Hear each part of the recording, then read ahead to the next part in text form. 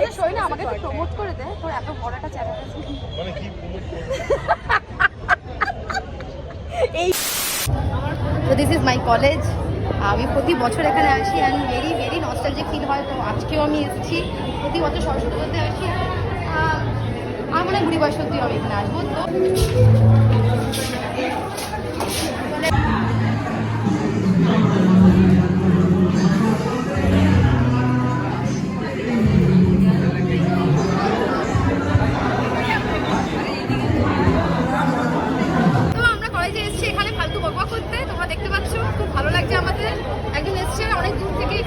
First time বেশ ভালো লাগলো।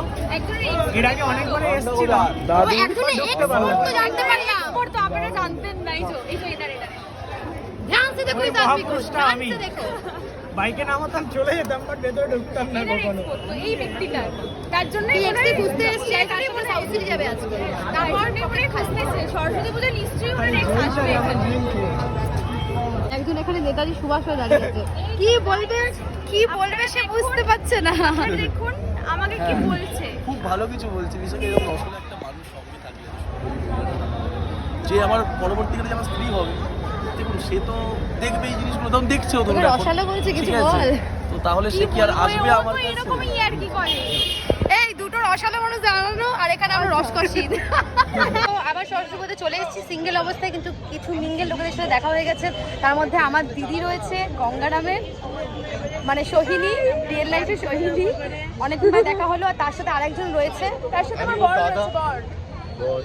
ওর বর হয়, আমার বর হয় না, আমার বন্ধু হয়, পুরনো বন্ধু যাকে আমি অনেকদিন আগে থেকে চিনতাম। সে একই রকম রয়েছে, কিন্তু বউ একই রকম রয়নি রে, একই রকম রয়নি। পেটটা দেখ, বুড়িটা দেখ, এটা হচ্ছে বউয়ের প্রেম ভালোবাসা।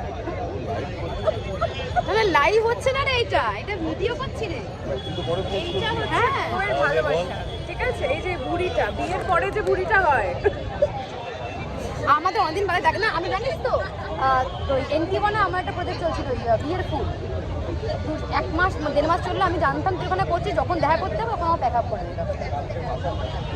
এনটিওয়ানে? হ্যাঁ এনটিওয়ানে ওই দিন আমাদের, এনটিওয়ানে না সরি দাসানি ওয়ানে ওই ফ্লোরটাতে করছিল। তারপরে শুনলাম হ্যাঁ আমার 1-1.5 মাস হয়েছে, হ্যাঁ আর ঠিক আমার শেষ হবে সেই সময় তোরা আমাকে বললো সোহিনী এখানে করছিস, একটা বললো জানো, আমি আমার সাথে দেখা করতে যাবো। তারপর আমার কল টাইমই দেয়নি।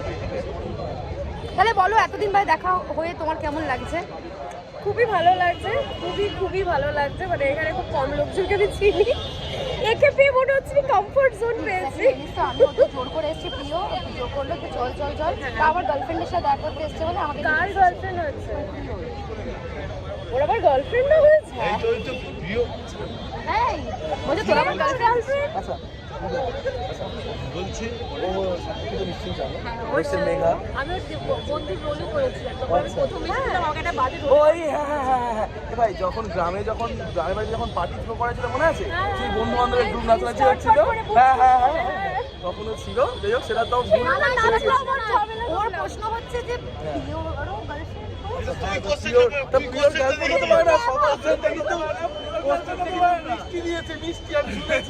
আমি কোয়েশ্চেন করি যে প্রিয়র গার্লফ্রেন্ড এসেছে, আপনি জানেন উত্তর দিয়েছে।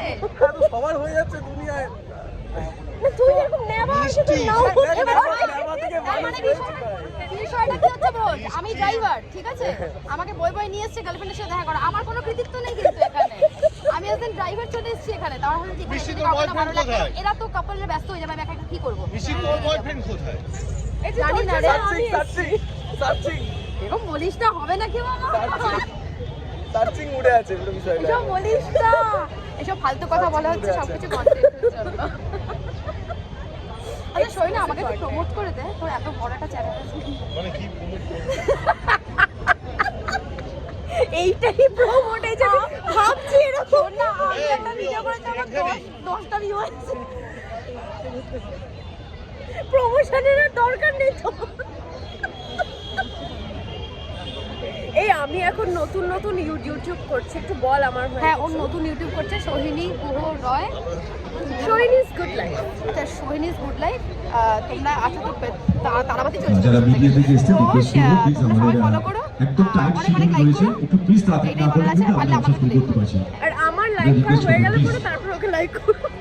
শোনো বলছি সব ভুলে যাও, আমি যা বলেছি জাস্ট ভুলে যাও, জাস্ট এসব কিছু ঘটেইনি, ঠিক আছে? নাও বাই।